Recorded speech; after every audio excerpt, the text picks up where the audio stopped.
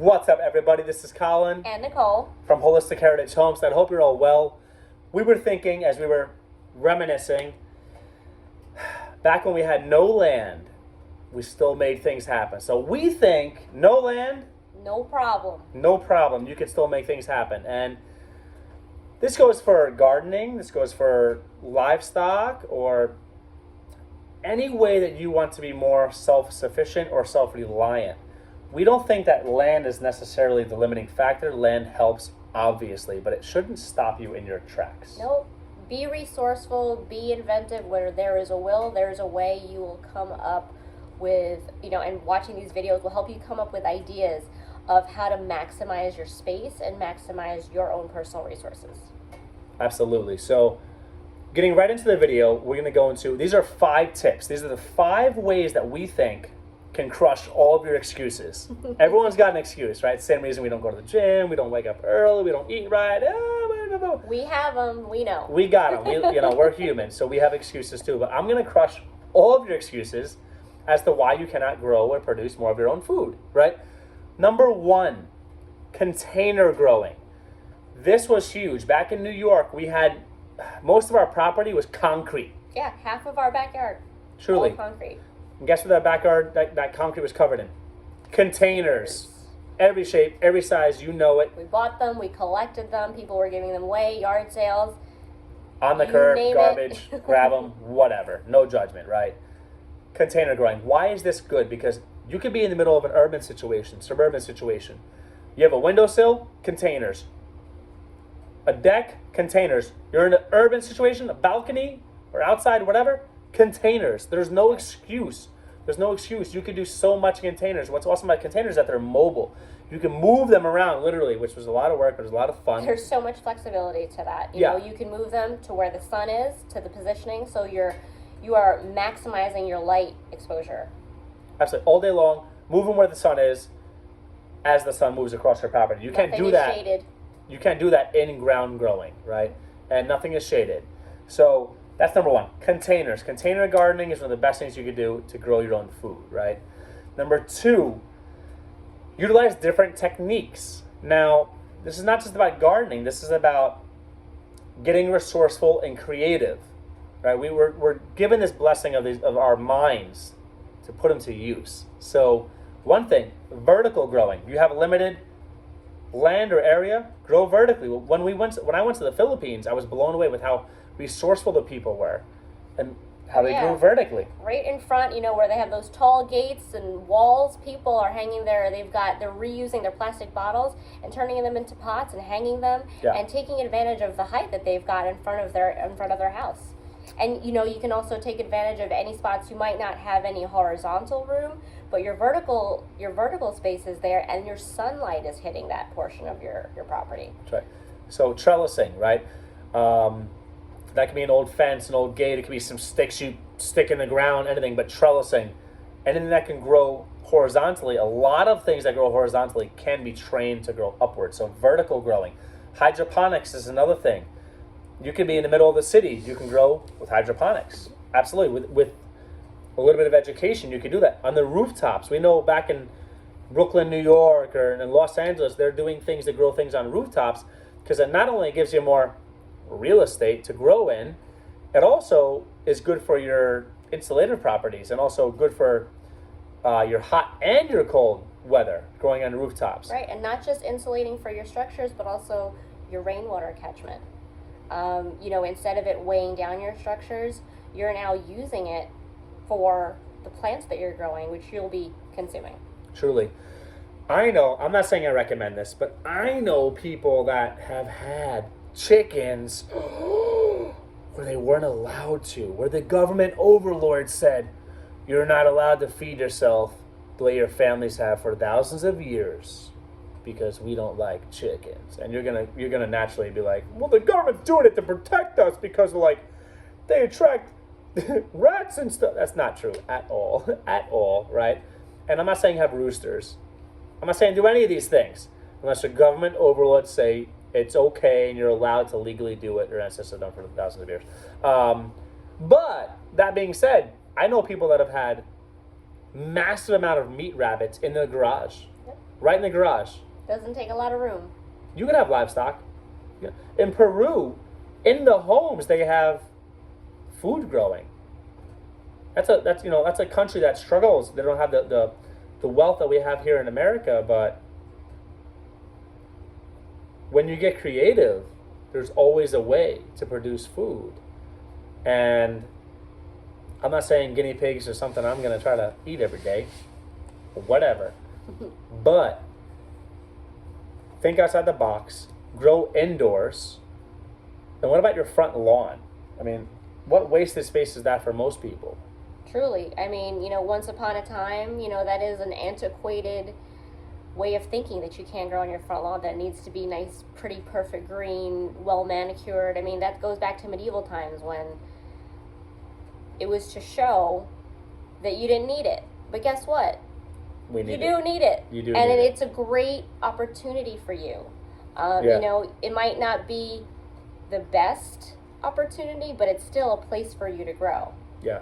As far as the details of that, I want to touch bases. This was 10, 15, 20 years ago, and definitely not in New York, to be honest with you. Grow on your front lawn. Nobody cared. But we learned from living in New York, we didn't grow on our front lawn. We limited it and kept it close to the house because people will vandalize and destroy. They will steal your food. And maybe worse, I don't know.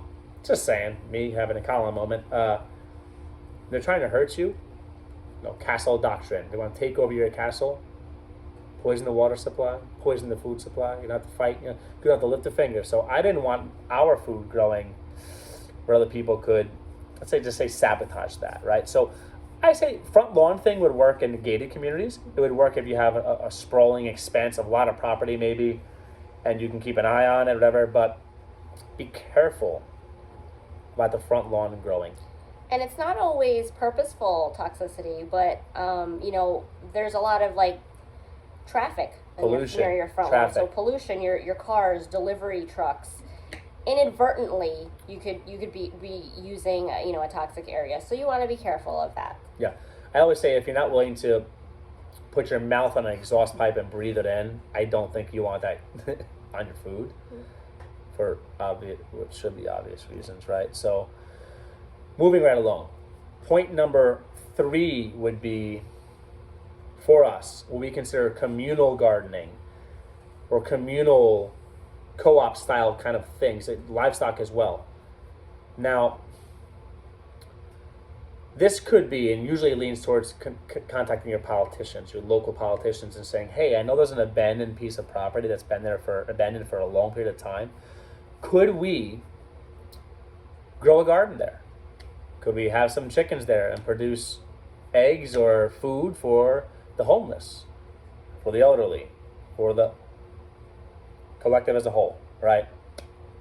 And it's not just government property or public property.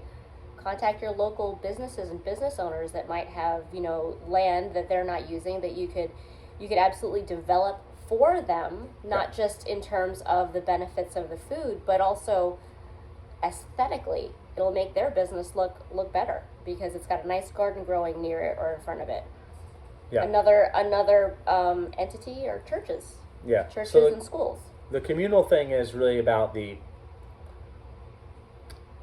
group and about growing for everybody, right? And open things. Something that's free access, if you will, right? Now, the other side of that is guerrilla gardening. Do your research on guerrilla gardening. Again, please, anything we say, make sure it's legal, be responsible. Don't plant invasive species that take over people's properties, right? But I'm just saying, I've known people that have kind of a Johnny Appleseed approach that will purposefully plant things different places, knowing that they have a cache or a food storage, a food bank, if you will, in the future if something bad happens. Now, what if something bad doesn't happen? Cool. Growing things in any soil, the most polluted soil in the world, doesn't matter what it is, will help heal and remediate the soil and remedy your toxins and carbon bind those things so you can heal land, right? It will help pollinators. We love the bees. Bees matter, and it will help wildlife. So the idea of having an abundant amount of food just scattered throughout is great. Just be careful and respectful. If it's private property, don't mess around where we're from, because don't step on private property. That's all I'm going to say about that. You don't step on private property where we're from. Nope. Bad news, game over. Okay, but abandoned. I'm not saying you should do it, but maybe public land. I don't know, parks, whatever. Again, abandoned places. That's the whole idea of taking advantage of the communal land or the abandoned places, or urban and suburban, rural redevelopment. That's where that point comes in. The next thing is something that was a way of life for forever, up until arguably maybe the 1950s, and there's some spillover to the 60s and 70s, but just procuring your own food in general. And now, where we're living, it's still a way of life, which is so nice to see. It's not just a hobby. Mm-hmm. And that is foraging, hunting, and fishing. You don't need to have your own money. Hunting licenses, fishing licenses are super, super cheap, right? Super affordable. Foraging is free, okay, as long as you're not taking stuff on other people's private property. And as long as you have the knowledge. That's the knowledge. Be safe. Don't eat strange mushrooms, folks. All right? So, hunting and fishing. Just a quick shout out there is I'm so fed up with people demonizing hunters and fishermen, or fisherwomen, fisher people, for saying that they're not sustainable. If it wasn't for hunters and people that do fishing, you wouldn't have the proliferation of the species, because all those fees, those tiny fees that support the system and the bureaucracy, and I'm not about bureaucracy, but hear me on this, it is a fact that without that, there would probably be little to no wildlife, because we already destroyed the world, right? All of that money goes towards making sure they have enclaves to survive, that they're fed, that they have rules and regulations that don't let you over harvest or indiscriminately harvest in an unsustainable way. So deer, for example, comes to mind. Mm-hmm. All the fees and all the money that gets spent on licensing and permits and stuff like that, that goes to make sure that there's more deer than ever before. So again, hunting is humane, but you're against hunting, but you'll go and pick up a package of food which is inhumanely slaughtered. Yeah, a majority, if not all, of the hunters we know are the most sustainable, most conservative, conscious people. I mean, they literally are thinking about the proliferation of all the species and the conservation of the land on which they hunt. Which is why a responsible person who fishes, by the way, they're not going to take the babies and eat them. You throw them back, so the future has food in perpetuity, right? So be responsible, but foraging. We've seen things that guys, people in Los Angeles, in the middle of downtown Los Angeles, under bridges and underpasses, like making salads from just random greens. Like my grandfather of Italian descent, we were, his side of the family, Italian American descent. He could forage greens and make salad anywhere, essentially, because he just knew. This is the lost knowledge. So that comes down to skills that you need to practice and do, and just being resourceful. That's not a money thing. That's not a space thing. That's not your own land thing. You're hunting on public land, private land. This doesn't take a resource, right? And lastly, point number 5 is use other people's resources. Yeah, you got friends, neighbors.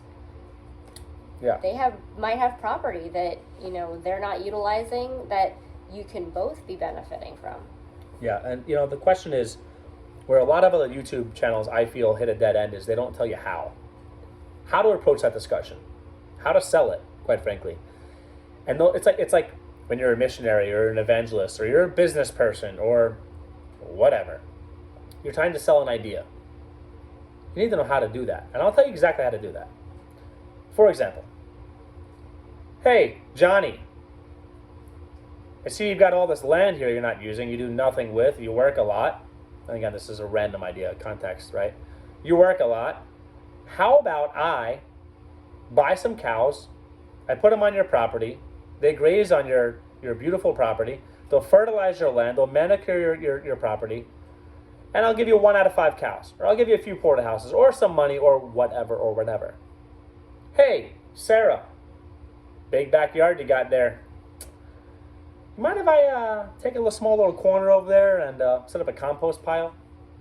Yeah, I just want a place where I can throw more organic matter to improve your property and make it healthier and give you better topsoil. So when you sell the house, you could sell it to somebody that actually grow something. Hey, Mikey. Wow. I see you have a lot of money.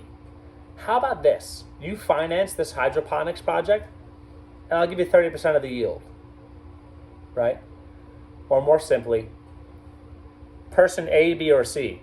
Hi, person A, B, or C. I want to grow a garden. You have property or land that's tiny. It could be 4 by 8. It doesn't how tiny. It doesn't matter how big it is. You have a space that I could use. I will improve your land organically in a responsible manner, and I will be out of sight, out of mind. I will show up and do things behind the scenes in a non-invasive way, and I'll give you money or food or whatever you want to harvest, whatever crops you want at whatever time you go for it. Just let me grow on your property. Who's going to say no to that? Who's going to say no to that? No. That's true voluntarism. We don't believe in mandates. We don't believe in pushing anything. We don't believe in any of that garbage. It's not human nature. Humans is meant to work together in a voluntary, symbiotic way for mutual beneficial exchange. And if anybody approached me and said, hey, you're not using that thing, can I use it and like reward you somehow? What am I going to say? Yes. Yeah, definitely say yes. Yeah. I mean, whether the person is, giving you some of the yield or giving you some of the profit, how could you possibly say no to that? And it's improving the land you've already got. It's a win-win-win-win everywhere around. Truly. And that goes to, again, we talked about, creating, using different techniques, growing edible insects. I'm not a big fan of edible insects, but growing edible insects. Maybe you don't have the property for edible insects, but someone else has the resources. Maybe the abandoned bathtub that you're going to use, or the plastic layering you need, or whatever it may be. Work something out. I recommend chickens always, all day, every day. Check out my previous videos about why I think chickens are the best things you can get into. And your town, your city ordinances, your government overlords that enslave you might not allow you to do things that make you self-reliant or self-sufficient, but the neighboring town might, the neighboring county might. Maybe you have an uncle who lives an hour away. Hey, Uncle Bob. Uncle Bob, right? Definitely Uncle Bob. Uncle Bob, you're allowed to have chickens where you live. I'm not allowed to have them here. Not just roosters, but chickens, right? How about I buy a flock, we build a coop, and every few weeks I stop by when I visit you to pick up some eggs. Cool. And I get to see you more often. That's always a good one. And you get to see Uncle Bob, who's probably a pretty cool guy. That's right. If he's willing to let you use those resources. So there is no excuse. Nope.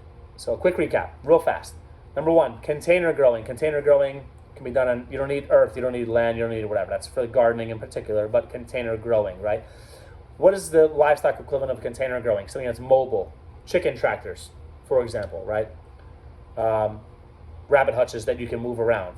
Think mobile and think portable, right?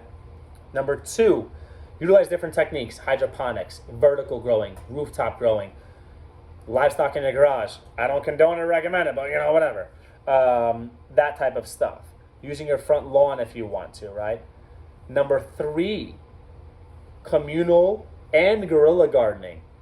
Go out there and get that guerrilla warfare. Just get into it. Make it happen. Grow some stuff some places. As long as it's legal and you're safe and don't get shot and stuff like that, right? Be responsible. Be responsible. And then communal, which is more of a political thing and a town-wide, a city-wide thing where you approach the proper authorities and say, I'd like to grow something here for all of us, or do this for all of us, right?